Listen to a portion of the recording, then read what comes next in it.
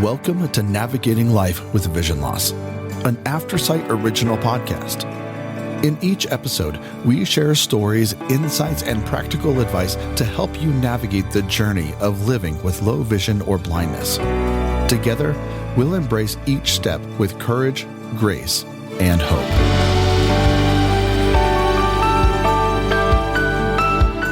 Hello, I am Kim Wardlow, your host for Navigating Life with Vision Loss. Welcome back. We are in our fourth episode of our series on advocacy and wrapping up the month of March. So today we are talking about advocacy in the workplace and navigating career challenges. And I'm really happy to have with me today Dominick Petrillo. He is a sports writer and an advocate for blind individuals as well. He has written articles. He writes for Sports Illustrated, Philadelphia Eagles, The Athletic, and Rotoballer. So welcome, Dominic. I'm really glad to have you on our podcast. Yes, Kim, thank you very much for having me. It's great to be here. Great. Well, we can dive right in. I think a blind sports writer might be something that people don't necessarily think about, or blind individuals might not think about that that's something that they would be able to do. How did you become a sports writer? What was that journey like? Yeah, Kim, unfortunately, a lot of employers don't believe it can be done either, so that's why it's very difficult to find work. But after I went blind, I realized I had to do something. So after I went to the New Jersey training school and learned JAWS a little bit, and I was able to use it better, I decided that my best way to get my story out and as well as help others is through sports. Because, obviously how today's society is, if you're on one side of the aisle, you're never going to listen to somebody on the other side and vice versa. So I figured that was, not a go. So but everybody loves sports no matter what side of the aisle on, what culture they come from or anything. So I figured sports was my easiest way to get in. And I always loved sports growing up, and football was my favorite, and it was my easiest to follow because being blind is difficult to follow all the sports because, a lot of websites aren't accessible. So I decided to stick with football. Reached out to some people about doing some fantasy football articles, and it took off from there. That's great. So you've done both football and fantasy football, correct? Yes, that's correct. Yeah. So, some diversity there within the arena of football. So how did you get started? I mean, I know you were reaching out to people, but what was that like? And when people found out that you were blind, like what was their reaction? Well, a lot of people, when they found out I was blind, they wouldn't even respond back to me or anything. But the way I got started initially was I was listening to a podcast called the Backyard Banter Podcast with Matt Harmon, who's with Yahoo Sports, and he brings on, he doesn't do it anymore, but he brought on fantasy people each episode and talked to them about how they got involved into it and everything. So the one I was listening to was about a gentleman named Justin Lanero, and he talked about how football kind of saved his life because he was a really bad alcoholic and he was drinking himself to death or whatever, and he stopped, and after he stopped, he ended up getting into fantasy football and making it. So I kind of had a kinship with him where we both had struggles getting into it and everything. So I reached out to him on Twitter, gave him my story, and he said, I'm going to help you.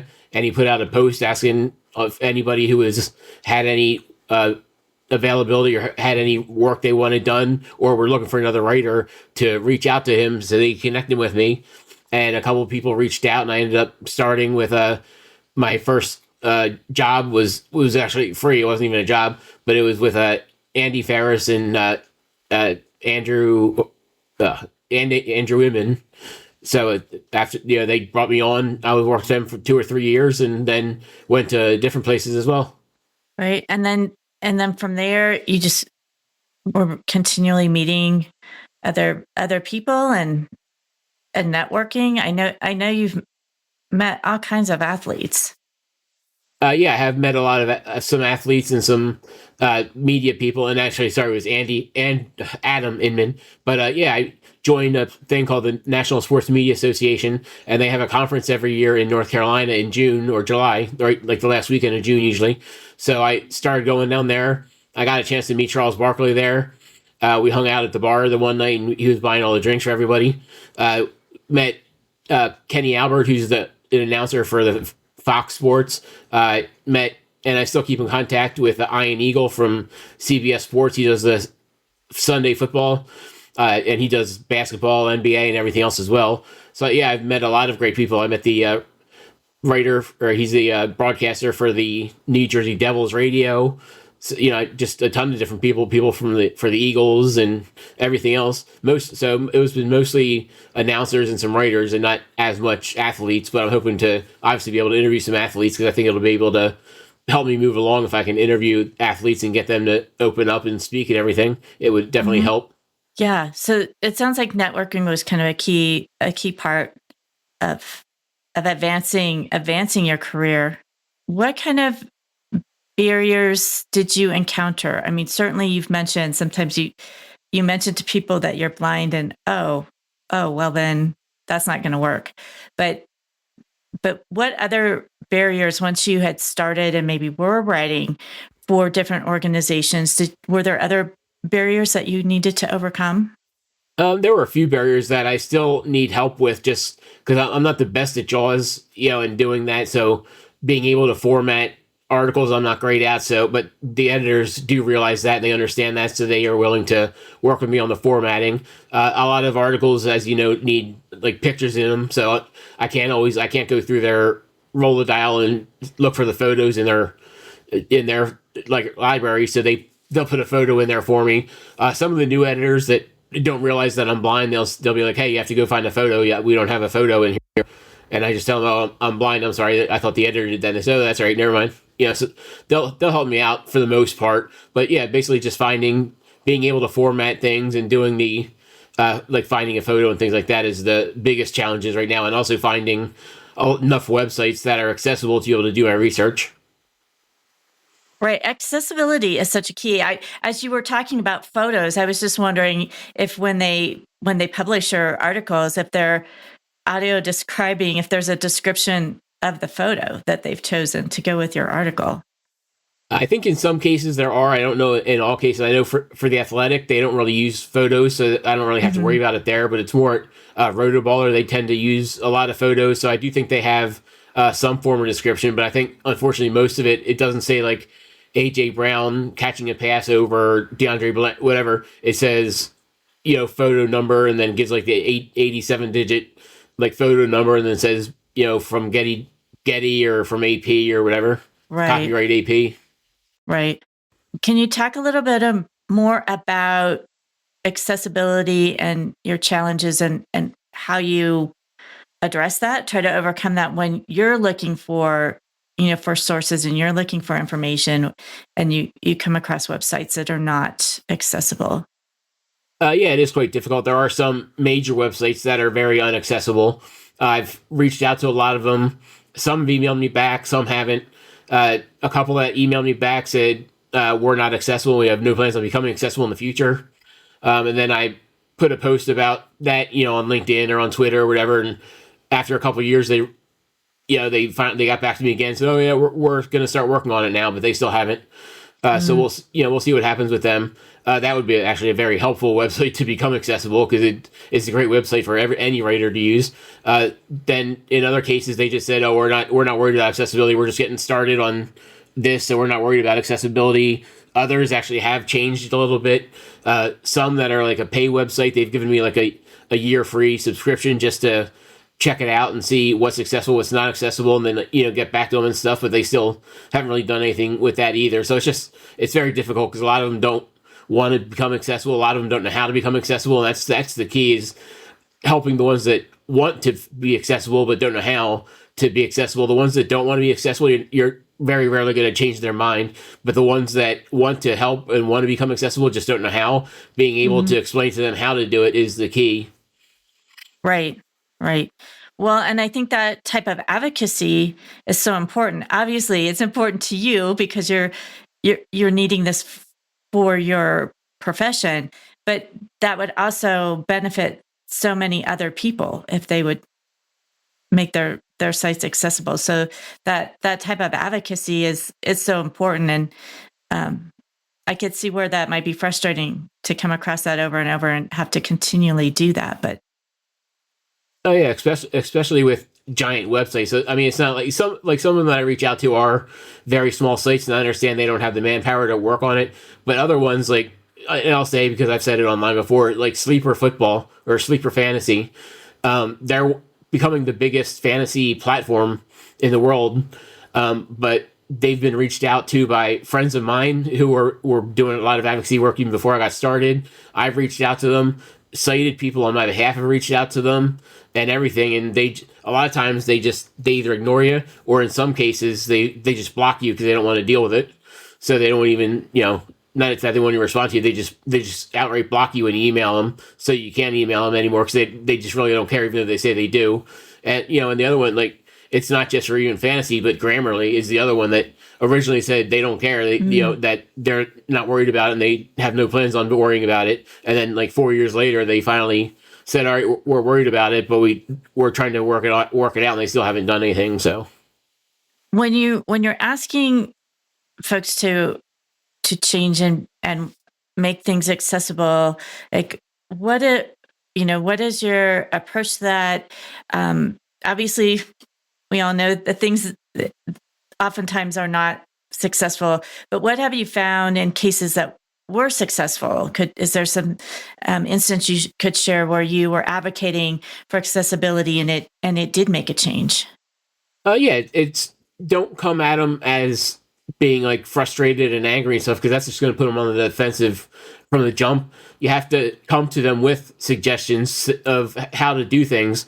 Like, don't just say, hey, you really ought to be accessible because that's what social conventions require, or because this world is, going to hell or whatever, and we need to make things. But you don't go to them with stuff like that with your personal beefs or whatever. You just say, hey, that I try and tell them that there's 60 million disabled people in America. There's over 1.2 billion in the world. A lot of them are blind and they love fantasy football, or they love to write, or if it's what type of website I'm going to, they love to do this, but unfortunately a lot of websites are non-accessible and they can't do it. If you would be able to become accessible, you could really get a foot in the door on becoming the one that they prefer, because you were the first ones to actually, work on it and do it, and then I don't tell them about costs, because I don't know what it costs to do the accessibility stuff. But I tell them, I said, right, if you want to work on this, I would love to work on it with you. You can, I'd love to test things for you. I have a bunch of friends that could test things for you. We can give you feedback on what's good, what needs to be adjusted a little bit. And, I would love to be able to work with you on as being a tester after you start doing the accessibility. Mm-hmm. And I think providing some resources like that and offering to be a resource yourself would definitely be a positive from the company's perspective, and being able to get them to think about the benefits to them. Like you said, there's all these other people that might want to access their site and, participate on their site that just aren't able to. So yeah, exactly. You're basically cutting out 20% of the population by not becoming accessible. So that can mean a lot for your business if you make it accessible so they can enjoy it as well. Do you have tips for folks that might be, going into the workplace and just some of those difficult conversations? And I know I've heard different things about, like, when you tell someone that you're blind, because it might not be obvious in an interview that's virtual or that's on the phone. And I've heard people say, well, you should just be upfront with it. And then I've heard other people say, oh no, wait as long as you can, so that they don't just eliminate you without really looking at your experience or your skills and those types of things. Do you have advice along those lines? Well, I've had a couple different stories for that. One is when I was up in Buffalo, New York, at the Olmsted Center for the Blind, learning how to work in hotels and stuff again. I actually had a phone interview when I was up there to become a sales manager, which I had done for 5 years before I went blind. The lady interviewed me on the phone. We spoke for like a half hour, and she's like, "Oh, I really want you to come in for a second interview."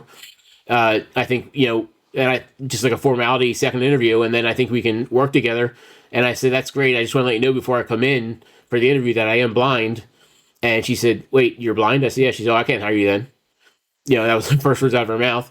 And then in another story, a friend of mine did a whole interview thing to become, I don't know what it was, like a massage therapist type thing at hospitals, I guess, to like massage patients to get their blood flow going or whatever. And it was going to be a part-time thing. And he went through the whole interview process without telling anybody. And then when he went in for the interview, the lady came through the door and said, and called his name. He walked over and she's like, oh, I didn't know you were blind. And he said, oh, I didn't know you were a woman. And she's like, fair enough. And they went back and did the interview and he ended up getting the job. So it's different ways of doing it. I always tell them right up front, and maybe that limits why I don't get any responses or anything. So I probably should wait until the end. So like I said, I always tell them right up front, but I think it's probably better to wait until you're further in the process so they know all your skills and everything before they find out that you're blind. So I would say probably wait a little bit. Obviously, maybe not wait until the actual interview, but if you want to wait that long, that would be fine as well, because then they're not going to cancel the interview on you once you make it. Right. They could see that you were able to get there. Like people can have these misconceptions about a blind person won't be able to come in to work or whatever it might be. Did the woman at the hotel, did she give you any reason why she couldn't hire a blind person? She claimed that I wouldn't be able to go on sales calls. And when I was still at the school at the time, so I was telling a couple of my teachers about it, who are directors of sales at different hotels and things like that. And they both said, oh, that's BS. They said, we've actually had blind people being sales managers for us, and they do all the legwork, and they get the customers, they call them like they're supposed to, and do all that kind of stuff. And then when the customer comes in to look at the banquet room or look at a room or whatever, we have like an assistant walk with them and tell them all everything they need to know and stuff. And then they go back and sit with the sales manager who's blind or whatever and do all the paperwork and everything. So you can definitely do it if you're blind. And like I said, I had done it for 5 years sighted, so I knew I could do it. But she just said that I wasn't able, I'd be a liability walking around the building showing people the banquet room and stuff, and that I wasn't able to drive to sales calls, which you don't really do anyways as sales manager. They usually come to you. Right. Yeah. Those things I've heard before from other folks of responses that they've gotten. So that I think just for our listeners, that might be something to consider of if you're interviewing for a job. And this is the interview that they're going to realize that you're blind, to you maybe anticipate some of those objections that they may have or misconceptions they may have about a blind person, to be able to address those. Yeah, for sure. And I actually, after I spoke to her, I called back and spoke to their director of human resources, just to kind of lodge a complaint, or just to let him know how his sales director was acting and that she was doing things that were illegal and could get the hotel in trouble or whatever. And I explained to him that I have the experience, that I've done the job before, that I'm, I could be just more qualified or just as qualified as, the other candidates that were applying there. And he said, well, how do you know you're more qualified? I said, I didn't say I was more qualified. I said I was more or as qualified. So he was just giving me a hard time as well. So then I spoke to the general manager, and she said she apologized for both of them. And I was trying to explain to her the same thing, that, it's illegal to do that and whatever. But she said, I completely understand. She's like, I have a mother who's blind, and I've been dealing with my whole life. So they definitely don't stand for what I stand for, and I apologize for them. And I just let it go at that, because even what was I going to do? Go to court and make them hire me? And then I'm going to be in the crosshair the entire time I'm there, because they're both going to be mad at me and trying to find things they can get rid of me for and everything else. So it wasn't even, worth fighting for there, but at least I did speak to all of them and speak to the general manager, and she understood. So I guess that's kind of where I left it.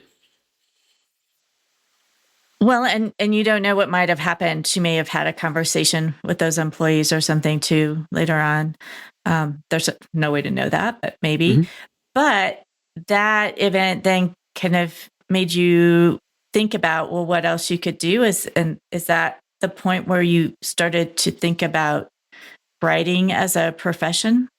Yeah, I had already been doing it a tiny bit, but yeah, I had started around that time, but that also is where my advocacy started, knowing what I had to go through with that interview and with other interviews. After I got home, I did a couple interviews at hotels, and they said they were going to call me back like the next day or 3 or 4 days later. But every time I called them to get an update, they were like, yeah, they're in a meeting. They're not here. So I just, right. And I didn't tell them I was blind before I went in. They, so they didn't know until I went in. And, they kind of did the same thing. So just having all those experiences, I decided that it was, like I said, I was writing to get my story out there and to help others. And this is another way I could help others, is by trying to, at least not really change people's minds. Because like I said, you're never going to change minds, but change the minds of those who are uncertain into realizing that they need to be able to help people who are blind and otherwise disabled, and it would, help them. And sometimes I do try and play up the social card a little bit. Like when I reach out to NFL teams, I tell them that, in society now, big things are helping people who are disabled, or like right now, helping the people with the fires in Los Angeles and things like that. So anything you can do to be looked at as socially responsible is going to help you in the long run and help you get more fans and stuff. So I do try and play that up a little bit in some cases as well. Right. Just highlighting the benefits for them. You have been writing, and you won a Fantasy Sports Writers Association Award. Could you tell us a little bit about that? Sure. That was with The Athletic. They do a fantasy magazine that gets sent out every year. And I had a couple articles in the magazine, and the magazine won Best Fantasy Football Magazine of the Year. So, and all the writers that were in there were included in the award. So I got it for the Athletic Fantasy Football Magazine that came out in 2023. Well, congratulations. Yes, thank you. And that has to feel good after the journey you had in writing and pursuing your career to be recognized in that way. Yeah, it is definitely great. And my editor at The Athletic, who unfortunately left The Athletic last year, and The Athletic hasn't gotten back to me since he left to do any articles. But he and I still stay in contact quite a bit. And, he was saying, make sure you put this on your LinkedIn, make sure you put it on your resume and everything, because it's really going to help you. So even before it was out in the public, he knew about it. So he said, hey, you're an award winner now, so make sure you put that out there. Because he's helping me trying to find something as well. Being a freelancer that you are right now, it's a little bit different. Like we've talked to folks in the past about advocating, for your office space and technology where you are, if you're in an office environment. But could you share with our listeners a little bit about what programs you use and things, how you set things up so that you can work as a freelancer? Yeah, I use basic tools. I have everything set up right in my my bedroom on my desk. I have my laptop. I've never been good at using the laptop keyboard, so I have a regular standard size and standard layout desktop keyboard attached to my laptop that I actually use to do the typing and everything. And then I need to learn NVDA. I'm pretty sure it's pretty much the same as JAWS, but I just haven't used it before. So I still use JAWS. I try to use Microsoft Edge, but for some reason, I don't know if it's a thing that people know about, but I don't know about it. But when you use Microsoft Edge, it won't read pages anymore. Like if I go to like the Las Vegas Raiders coaching staff and I click on the page and then I do the headings to tap down to like each coach or whatever, it won't. It'll just go to like the headings to the top of the page and then it'll go down to the footer. It won't read anything in between. And even when I arrow up to the stuff in between, it won't read it. But yesterday I tried that on Google Chrome and it went right to the coaches, right to their, the whole thing. It was a little weird in doing it, but it did it. It went down to all the coaches individually and all that kind of stuff. So I don't know if that's a thing that JAWS is having an issue with Microsoft Edge. I think I heard somebody tell me that. But they want you to use Google Chrome. They say it works better on there. So I just have to try and figure out how to use Google Chrome now because I'm so used to the Microsoft Edge, because at first that was working really good with JAWS. So I stuck to that. Now I might have to try and move to Google Chrome. But yeah, other than that, that's pretty much all I use is my laptop and the keyboard. And then I have earphones and the microphone for when I do podcasts. Mm-hmm. Well, and just being flexible. I think everybody, whether you're blind, a person with low vision, or a sighted person, we all have those frustrations when the software we're using whether it's a browser or other types of software gets updated or changed, and all of a sudden it doesn't work the same, and it may not, as you said, work with another program we've been using in combination with it, like a screen reader or other programs. So being able to be flexible is important, or adaptable. Yeah, it's definitely what I need to do with I should have learned Google and Microsoft Edge. At least if I couldn't use one, I would have a backup. But my last thing I was using was Mozilla, which I was using when I was sighted. But then after I went blind, it kind of went iffy and all that kind of stuff. So that's why I had to stop that. And then I decided to go to Microsoft Edge, and that has been working. But now I have to obviously go to Chrome, and I have to figure out Chrome. I was trying to use it yesterday, like I said, and I have to figure out where like the favorites buttons are, and if I can save my favorites from Microsoft into Google and all that kind of stuff. Because on Microsoft it's easy. It automatically takes you to the search bar. I hit tab like 3 times, and then it says favorites, and I hit enter, and it pops down the whole list of favorites. And when I did that on Google yesterday, it never went to the favorites bar, so I don't know. I have no clue where it is. And I think they call them bookmarks on Google, not favorites, but I still couldn't find the bookmarks thing. And like I said, I don't even know if they're I don't think they're saved in there either, because they're all on Microsoft, so I'd have to be able to transfer them over. Well, Dominic, what advice would you give to someone who's blind or low vision that is just entering the workforce, whether they're a young person who has always been blind or had low vision, or like yourself who lost vision later in life, when they're either entering the workforce for the first time or they're re-entering the workforce now as a person who's blind or has vision loss? What advice would you give them? I would say the hardest thing to hear, but it's true, is that it's going to be frustrating. You're going to get a lot of rejection before you get any acceptance, and you can't let it get to you, because if you do, then you're never going to find a job. So you have to go through all the rejection to get out the other side. So just make sure it doesn't get to you too much, because I know all the negativity, all the rejection, all the everything can really bring your mood down. I felt that way for the first 30 years of my life, and then after I went blind, I decided to only think positive. So now, even if negative thknow happen, I always try and find a positive out of it.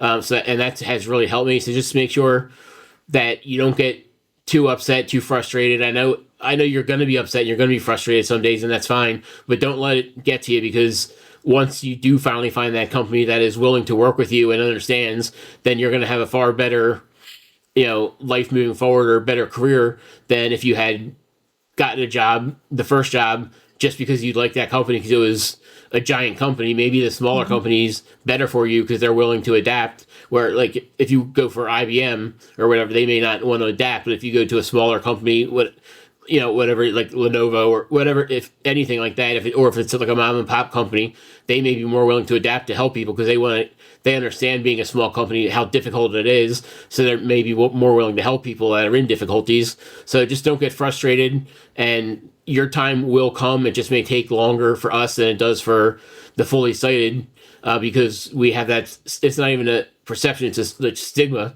that we can't do something, or that somehow, like in my case, I truly feel that some people think that you get stupid when you get blind. Like, not even if you're born blind or whatever, but once you go blind later in life, that you somehow become stupider as well.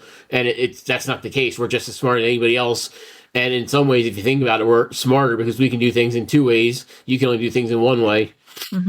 So just don't get overly frustrated. Just understand that it's not you, it's the people surrounding you that don't understand what's going on, and just hold out for that company or that person that is willing to take the time to invest in you. But just make sure that if they're willing to take the time to invest in you, that you also work your hardest and invest in them when you finally do get that job with them. Are there any resources or advocacy organizations that you've worked with that you would recommend to other individuals? I haven't worked with a ton of them. I do like the ACB, the AFB. I've worked a little bit with a couple of people in those organizations. I haven't, but not necessarily with those organizations. But I do, like what they're doing and everything. So you can certainly join one of those. Even the NFB, if you wanted to, you could do that as well. I prefer the AFB and the ACB over the NFB, just prefer personal taste, but they all do. They're all working towards the same goal, and they're all doing great work. So just choose the one that best fits you, and just work with them, because they're going to be really beneficial in helping you. They can. I believe it's the AFB has a whole like jobs webpage that you can look at that shows jobs specifically from companies who are looking to hire those who are blind.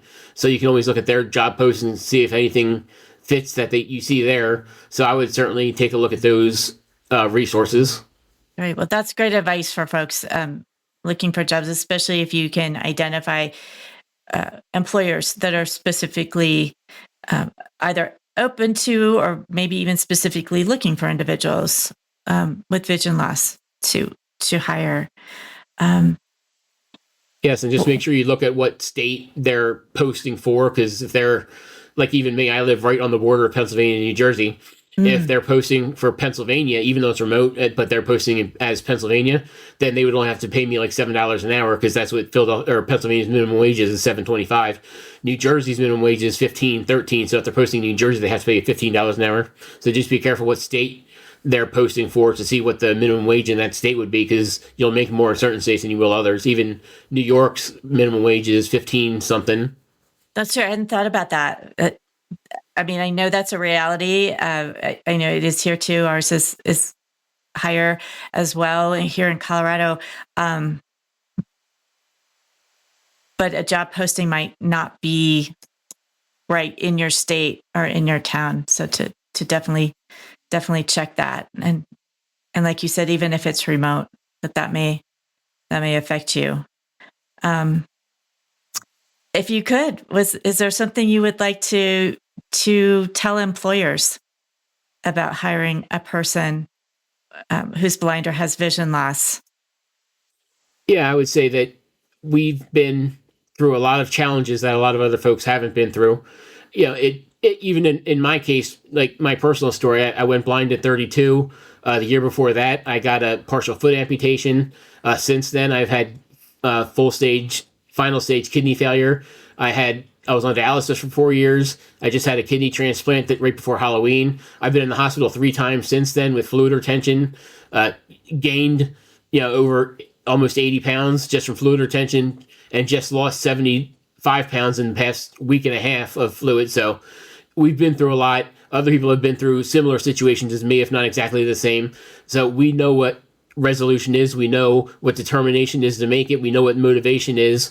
You may have somebody who you think is great, but they're not happy to be there. They don't care about being there. They're just clocking in and clocking out. We're going to be motivated to be there. We're going to be determined to do the best. Just like, unfortunately, a lot of women and minorities in different arenas, we have to do twice as good to be seen as half as good. And it's a shame, but it's a reality. So that means you're going to get great work out of us, because we want to be seen as equal. And to do that, we have to do a lot more work. So you're going to get a lot of work out of us. You're going to get a dedicated, determined individual, and somebody who's going to be willing to stick with you as long as you're willing to take a chance on us.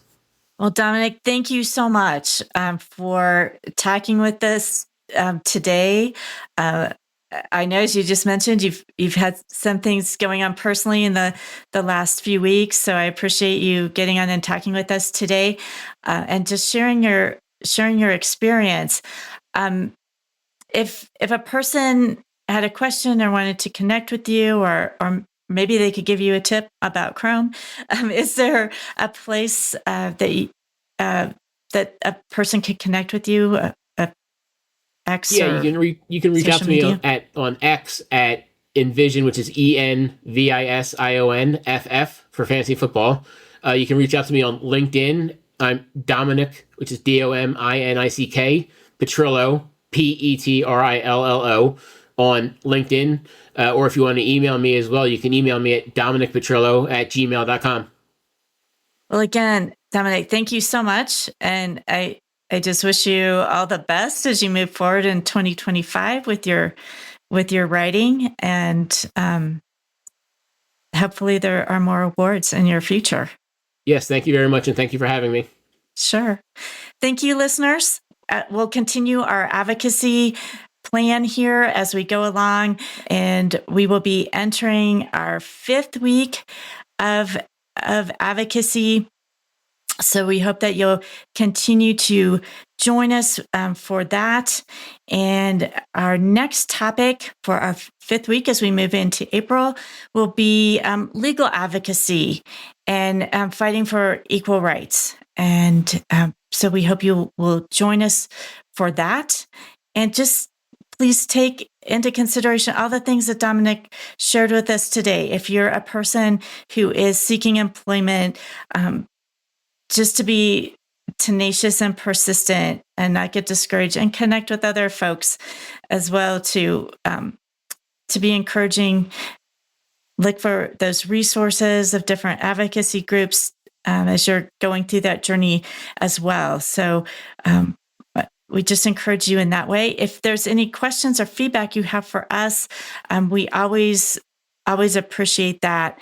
And you can reach us through our social media for Aftersight, or you can always email us as well at contact@aftersight.org. So thanks so much for listening, and we hope that you will join us for another episode. And as always, we hope this information has helped you navigate your life with vision loss.